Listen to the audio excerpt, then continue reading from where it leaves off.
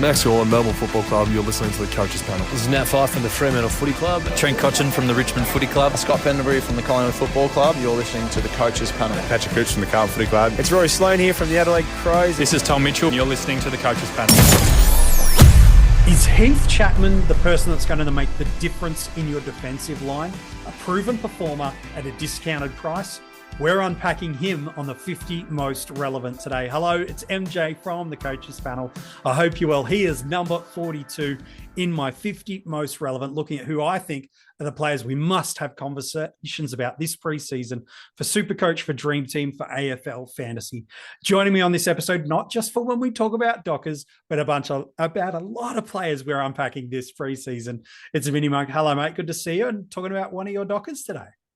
Yeah, talking about the meaning of life himself, Mr. Number 42, Heath Chapman. He's a very interesting pick. He's getting a little bit of love across the formats, but I think he should get a little bit more than what he's getting at the moment. But let's unpack that. Yeah, let's do that. If I have a quick look over his 2023 season, not a lot of data to look at. Just 3 games, and one of them was an injury-impacted game that we will get to. An average of 64.3 in Supercoach with a top score of 90 last year. So not a bad top score. You want to look at his career high, though, 136. This guy can really get it done in Supercoach. Given a nice discount, given he only played a handful of games, $251,700 in that format. An average of 60.3 in AFL Fantasy. A top score last year of 85. He has reached historically, though, that triple-digit score, a career high of 100. In AF, he's just under 500,000. He'll set you back at 494,000. While in Dream Team, a little bit cheaper because he's priced off his average of last year, whereas AFL Fantasy priced them off really the highest of the previous 2. So he's under 400,000 in DT. So you could argue the game is least favorable in terms of value right now is AFL Fantasy, but we'll unpack that in a moment. Mini Monk, you're a Dockers fan. You would know this better than me. And a lot of Dockers fans were frustrated with what went down in 2023. There are a lot of threads and reasons for why that was the case, but a real unheralded one for anyone outside of the Fremantle Footy Club and their fan base was the loss of Heath Chapman. That injury in that derby against the Eagles really did mess up that defensive structure because aerially, footy IQ and use of ball, he's a really smart defender, and the Dockers missed him last year. Yeah, I mean, you saw the patch job that they tried to fix him up with. They tried Corey Wagner in the position, and he got a lot of games towards the back end of 2023. Walker came back into the team. Young had to rotate through there. It meant that Luke Ryan had to play defensive at sometimes as well. Like, it made it really unsettled as to what that best back 6 was. And I think it's really sorely missed is that he is a clear best 22 player for Fremantle. Like, he played all through the back half of the 2022 season when they were pushing into the finals. And he was in their name team for round 1. And the minute he gets injured, it's just, no. It's unsettled. Back 6 is in trouble. They're trying to look for replacements. So I think the biggest thing to note with someone like Chapman is that he's got a clear spot in that 22. Like, he's clearly going to be playing. He's someone that we can rely on because of that. And that he'll be structured back to that Fremantle backline. Which I think is super important, not just for Heath and ultimately his fantasy output, but for potentially some of the other moves that are being suggested might come from the Fremantle Footy Club this off-season and pre-season. He played 3 games last year. One of them's injury impacted. And anytime someone has an injury impacted game, does his shoulder, requires surgery, season is done, I kind of throw out that game when we're looking for what they could be. Not to say that it doesn't count. Does. It affects their average. It affects their things. But for me, those 2 games last year, 85 and 72 in Dream Team and Fantasy, pre-injury, 90 and 70 in Supercoach. Okay. The scorings there that we saw moments and glimpses of in 2022 really had some strong games last year against North Melbourne, I think it was, or Melbourne actually, was that 100 in AFL Fantasy, while his best game in Supercoach was that 136. There was also this game against St Kilda that really stood out to me in terms of how he impacted. A 90 in Supercoach, 85 in Fantasy, all up. He had 6 additional scores that year in AF and DT that were 80 plus, including a pair of 95s, while in Supercoach, 3 tons, including that 136. I'm glossing over 136. But you get a 136 in the first month of the year, my friends, price rocket is sky high. So that's in his wheel bag. In addition, he had a ton of 80 plus scores. He closes out 2022 with an average of 69.2 in AF and DT and 75.8 in Supercoach. That's a really strong return for us, especially Mini-Monk, because we're paying nowhere near that for him in any of the formats this year. No, we're playing at a much discounted price than that. And we've also got to remember that that 2022 year was his second year of playing AFL games. He played 6 games in 2021. And then in 2022, he comes out and goes, in his first 4 games, he goes 51, 67, 84, 83 AF and 80, 56, 101, 118 Supercoach. You want to get a rocket in your price, you go back-to-back tons at a sub 300K price. Yeah. That's how you gain 80K in a week. Like, it's fast price movement. And that's what we're hunting at the early part of the season. You want players that can just generate you cash, get a reasonable score on field. And he's shown that he has that ceiling. Like, the fact that he's been able to get 3 Supercoach tons already and an AF ton playing on a halfback role where he's not the main distributor in 2022. He wasn't the one that was getting all of the chip mark stuff. He had to fend for his ball. He was playing lockdown on players, playing tall at times as well as a second-year player.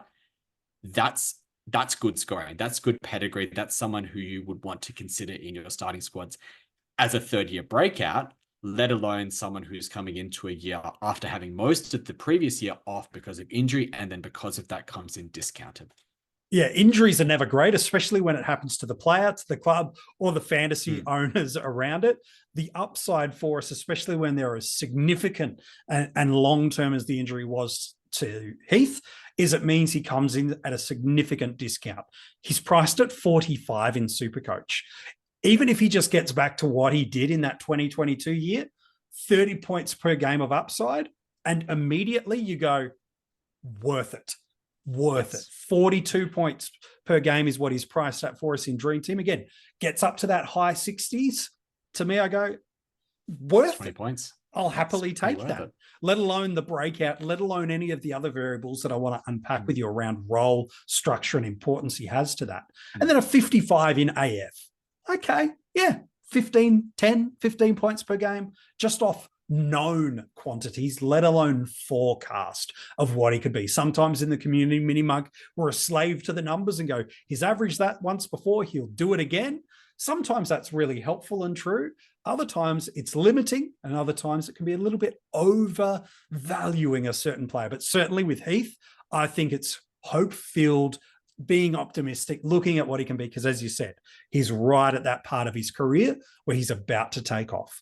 Talk to me about this Fremantle side, because there's been a lot of conversations specifically around Hayden Young. I wonder if he appears in the 50 most relevant or not. But there's been a lot of conversation about him moving back into the midfield after that pretty successful 4 games. Does Chapman just slide straight back in and become the general alongside Luke Ryan and Alex Pearce of this defensive unit? Or might we see him trialled and moved in a few different areas this preseason? I think it's going to depend on who they're playing week to week. I don't think he's the type of player that stays in a static position and plays, entirely as a third tall or second tall, or entirely on the wing like some people are suggesting. I think he's someone that can rotate between the two, because he's a very tall player, but he's got really good aerobic capacity. He runs a lot. Like, Freo brought in another player who could play wing, who is a bit shorter and can run a lot, in Jeremy Sharp.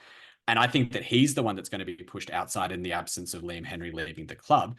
But I think that Chapman provides a lot more stability to that wing setup, in terms of you've got Aish, you've got Sharp as your main wingers, and you've got Chapman as the third one who can rotate in as needed. So in terms of how they'll line up on a team sheet, I think that Chapman takes one of the back pockets, the halfback flanks.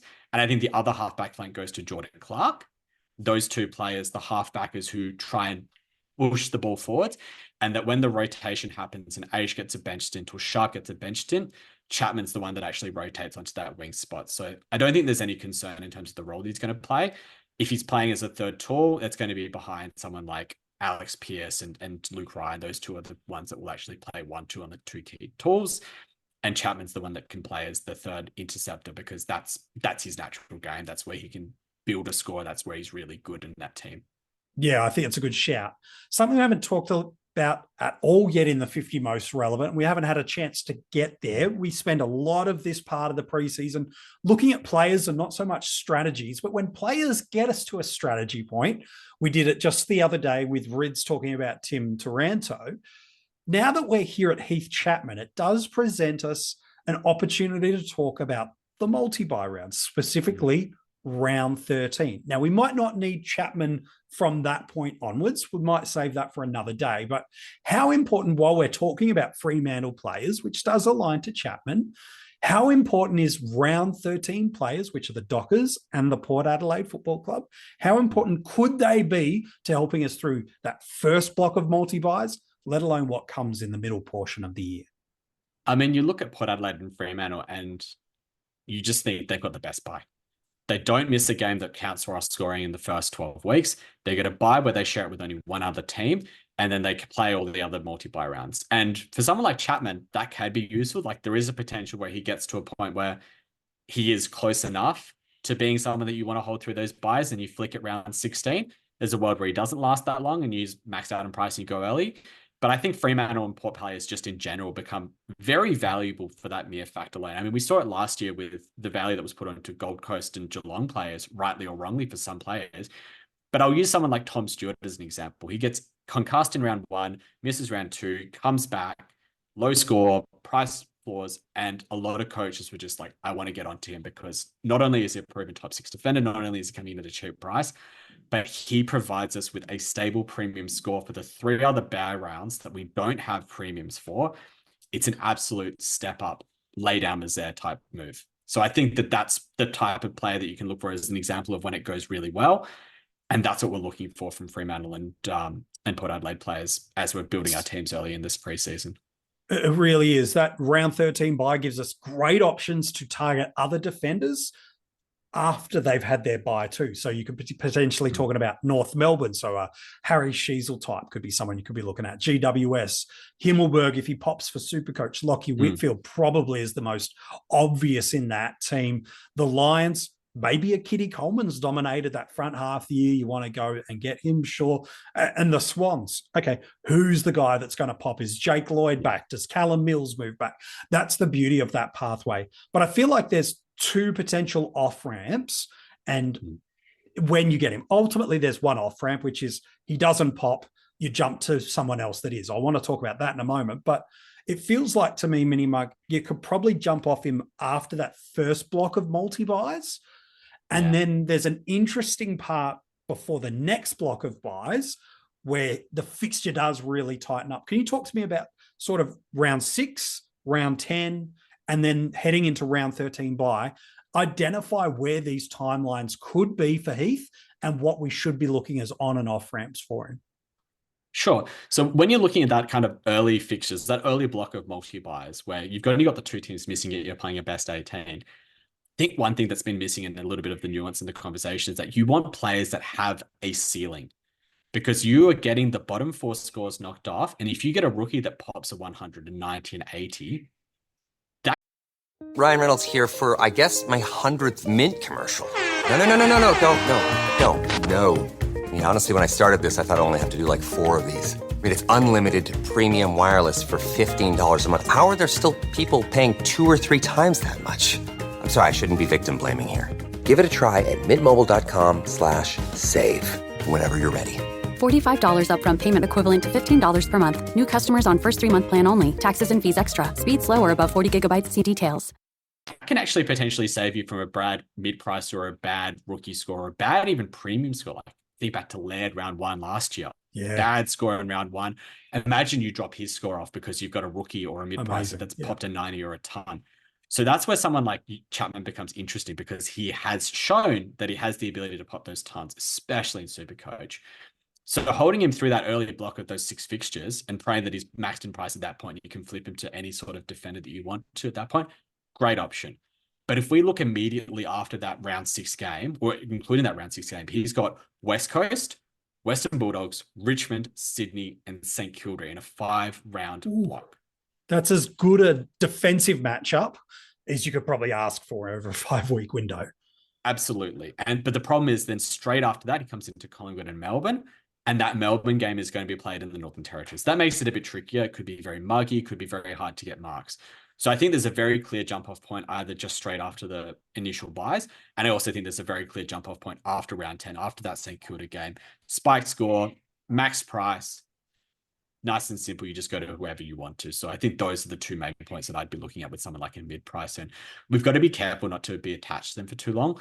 It's very rare that we get someone in this 400K range in AF, 200K range in Supercoach that becomes a season keeper.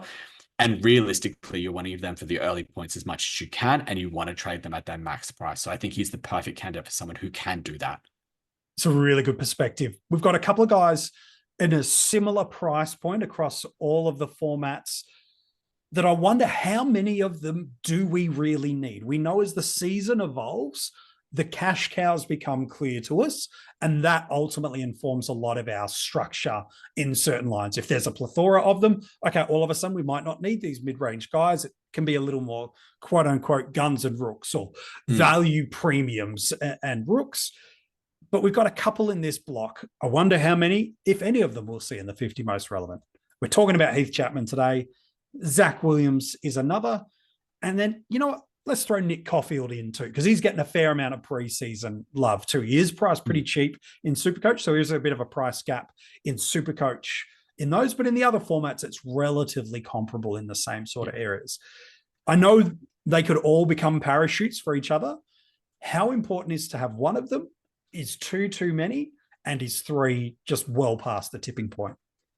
I'll start off with the obvious one. I think 3 is well past the tipping point, because chances are if you're having 3, they probably have to be at D3, D4, D5 or D4, D5, D6. And if you're doing either of those, you might be leaving yourself a little either top heavy or even bottom heavy in your teams and in your starting squads. And I think that can be slightly problematic. So I think that the conversation is probably either 0, 1, 2.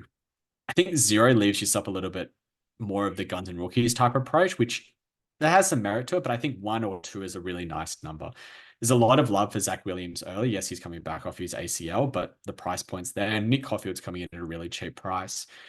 And as you said, they become parachutes for each other. And they also become parachutes down to rookies that pop as well. We know that it's really hard to pick defensive rookies, especially ones that are good on-field scorers early. If after 2 games you've seen enough from Heath Chapman, you make 100K, go down to Caulfield. You make 150K, you go down to the rookie that you've missed down back. And you can then do an upgrade on the other end of that as well. And I think if you've got 2 of them, it says, right, chances are one of them's going to pop. Chances are one of the players in this high 300s, low 400K bracket is going to pop. We saw it last year with the player that a lot of people missed in Jaden Hunt. Went massive, was one of the best cash cows of the year, and nobody could get onto him because they didn't have another player in that price point. Most people had someone like Will Day, and then they were stacked pretty high, and then they had a bunch of rookies. It was really hard to find that 100K to go up in your backline. Whereas if you've already got someone there, it's very easy to just do the sideways move across or to parachute down to someone like that. So I think that 2 is actually quite a nice number there.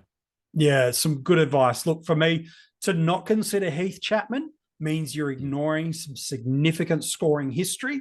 And the only pathway that for me would feel really comfortable that you're showing 0 interest in Heath in your starting squads is this overabundance of defensive cash cows where they all come out of the woodwork, where all of a sudden you go, you know what, I'm going to get a comparable score or miss 10 points, but I'm going to make that money faster, even if they're scoring 10 points per game less. So for me, Heath Chapman must be in consideration. It doesn't mean he has to be the one you start with of those few mid-range guys we've spoken about or lower end of mid-range.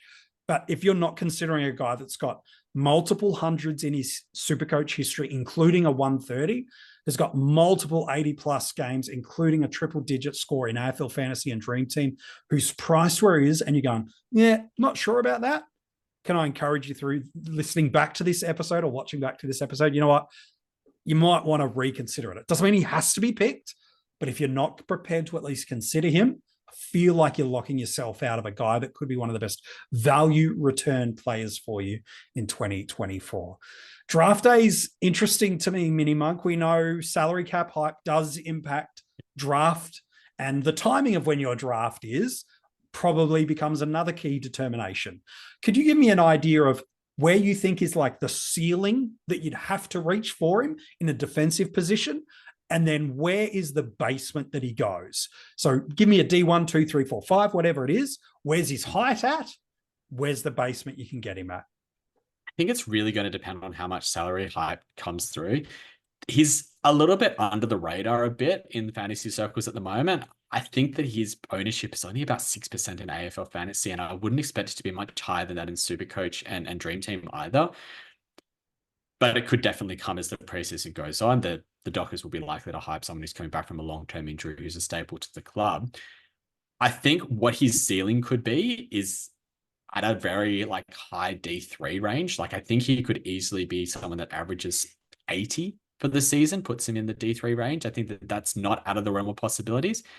I don't think you have to go at the D3 range to be able to get him. I think a late D3, maybe early D4 feels like a really sweet landing spot for him. And so that's where I'd probably be looking to draft him.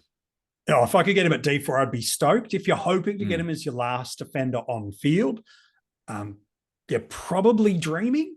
I don't see how he's not taken inside the top 50 defenders. The only kind of premise that you could poke a hole in that is if the guys you play fantasy footy with aren't super switched on to the noise coming out of the preseason and draft off last year's rankings and averages. Yeah. Okay, well then maybe you might be able to jag him at D5, but I'd take it as Mini Monk has said, I'd happily take him at D4 if he's there. That feels like a massive win.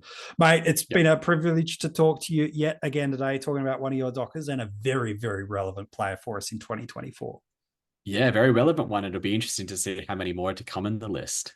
Yeah, there's going to be plenty more, I'm sure, if you get your way, mate. We'll get a few more Dockers in for sure. If you want to go and check out the article that's accompanying this episode, you can. Not just for Heath, but every other player we've revealed so far in the 50 most relevant. It's available for you now at coachespanel.tv. If you're not following us on any of the social media channels, all the details of where you can find us, join in the conversation with us and the broader Coaches Panel community, you can find in the description of this episode. In about 60 seconds' time, I got a little bit of a clue for you for who's coming in at number 41 and who is jumping on board the podcast.